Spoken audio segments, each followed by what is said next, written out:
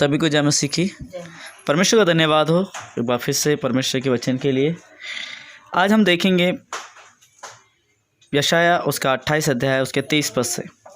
यहाँ इस प्रकार से लिखा हुआ है, कान लगाकर मेरी सुनो, ध्यान धर कर मेरे वचन सुनो। क्या हल जोतने वाला बीज बोने के लिए लगातार जोतता रहता है? क्या वह सदा धरती को चीरता और हैंगा फेरता रहता है? क्या वह उसको चौरस करके सौंफ को नहीं छितराता, जीरे को नहीं बिखेरता और गेहूं को पाँति पाँति करके और जौ को उसके निज स्थान पर और कठिए गेहूं को खेत की छोर पर नहीं बोता? क्योंकि उसका परमेश्वर उसको ठीक ठीक काम करना सिखलाता और बतलाता है। दावने की गाड़ी से तो सौंफ दाई नहीं जाती और गाड़ी का पहिया जीरे के ऊपर नहीं चलाया जाता, परंतु सौंफ छड़ी से और जीरा सोंटे से झाड़ा जाता है। रोटी के अन्न की दावनी की जाती है, परंतु कोई उसको सदा दावता नहीं रहता, और न गाड़ी के पहिए न घोड़े उस पर चलाता है। वह उसे चूर चूर नहीं करता।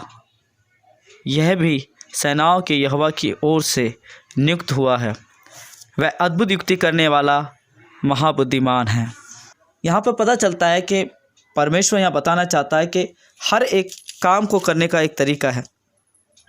जैसे हमने यहाँ पर देखा था 27 पद के ही अंदर कि किस प्रकार से सौंफ को हम लोग छड़ी से और जीरे को जो है हम सोंटे से झाड़ते हैं, और रोटी के लिए उसकी दावनी की जाती है। जो रोटी का अन्न होता है उसकी दावनी की जाती है। ये तीनों अलग अलग काम को यहाँ पर परमेश्वर बताता है।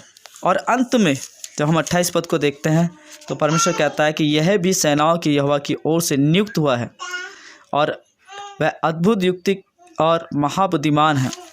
यहाँ पर वो बताता है कि वो अद्भुत युक्ति करने वाला परमेश्वर है, महाबुद्धिमान परमेश्वर है, और वही है जो हमको ये समझ देता है और ये बातें हमें सिखलाता है। 26 पद में लिखा है, क्योंकि उसका परमेश्वर उसको ठीक ठीक काम करना सिखलाता और बतलाता है।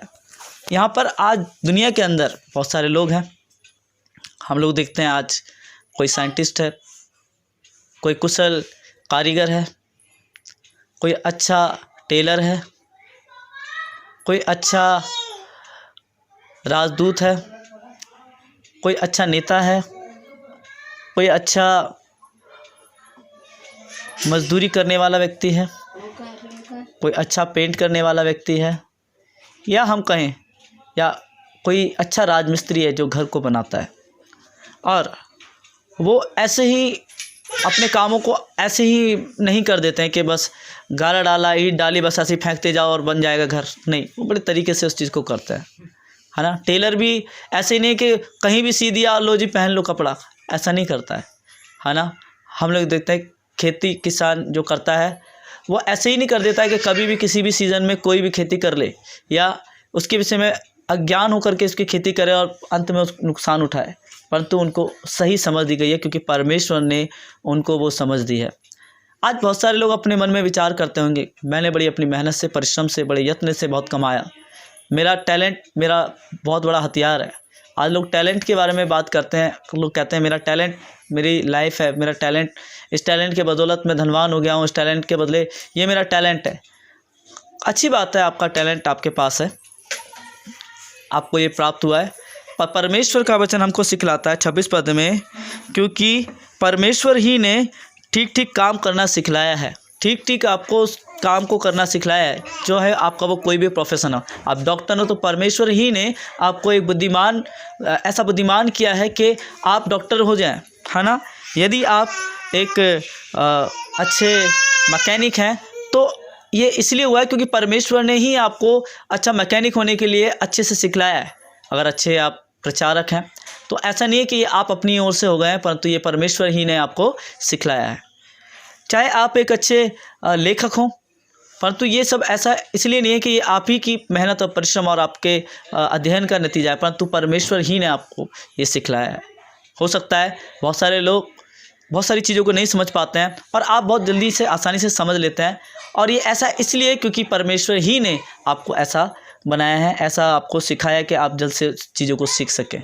इसलिए मेरे भाई और बहनों, कभी भी अपनी बुद्धि, अपनी समझ पर कभी घमंड ना करना कि ये हमारा टैलेंट है, हमारा गुण है, हमारी योग्यता है, परंतु उस बात के लिए धन्यवाद दे परमेश्वर का, क्योंकि ये अगर आपने पाया है या मैंने पाया है, ये परमेश्वर की ओर से है। तो हमेशा अपने आप को दीन रखें परमेश्वर के सम्मुख। इसमें हमारी कोई योग्यता नहीं है। बहुत सारे लोग हैं जिन्होंने आरंभ किया परंतु अंत ना कर सके, जिन्होंने सोचा कि हम लोग डॉक्टर बनेंगे, पर कोई ना कोई दुर्घटना घट गई और उनके साथ, और वो फिर कभी डॉक्टर नहीं बन पाए। बहुत सारे लोगों ने सोचा हम देश की मिलिट्री का हिस्सा होंगे, परंतु उनके कद काठी के कारण वो उतने ऊंचे ना उठ सके और उसमें हिस्सा लेने में असक्षम रह गए। बहुत सारे लोग सोचते थे हम लोग क्या कुछ करना चाहते हैं, परंतु विचार तो उन्होंने किए परंतु उसको ना कर सके। मेरे भाई और बहनों, मैं आपको बताना चाहता हूँ, जो कुछ हम सोचते हैं वो ऐसे ही नहीं हो जाता है। इसके पीछे परमेश्वर का फेवर भी है। अगर आप कुछ हैं तो उसके लिए परमेश्वर का धन्यवाद करें। अच्छे डॉक्टर हैं तो परमेश्वर का धन्यवाद करें, अच्छे प्रचारक हैं तो परमेश्वर का धन्यवाद करें, अच्छे समझने वाले हैं तो परमेश्वर का धन्यवाद करें, अच्छे आप गायक हैं तो परमेश्वर का धन्यवाद करें, अच्छे बजाने वाले हैं तो परमेश्वर का धन्यवाद करें, अच्छे लोगों को समझाने में, उनसे बातचीत करने में, व्यवहार करने में अच्छे हैं तो परमेश्वर का धन्यवाद करें। और कुछ भी ऐसा नहीं जो हमारे पास हमारी योग्यता से है, परंतु परमेश्वर हमें ऐसा बनाता है कि हम लोग योग्य हो जाते हैं। इसीलिए इस बात को हमेशा समझें। परमेश्वर यही बताना चाहता है कि सेनाओं का यहोवा की ओर से नियुक्त हुआ है ये सब। यह भी जो कुछ हम लोग देखते हैं सेनाओं की यहोवा की ओर से नियुक्त हुआ है, क्योंकि वह अद्भुत युक्ति करने वाला और महाबुद्धिमान है। सभी को जय मसीह की। प्रभु आप सभी को आशीष दे। जय मसीह की। देखो, मैं जगत के अंत तक सदैव तुम्हारे संग हूँ।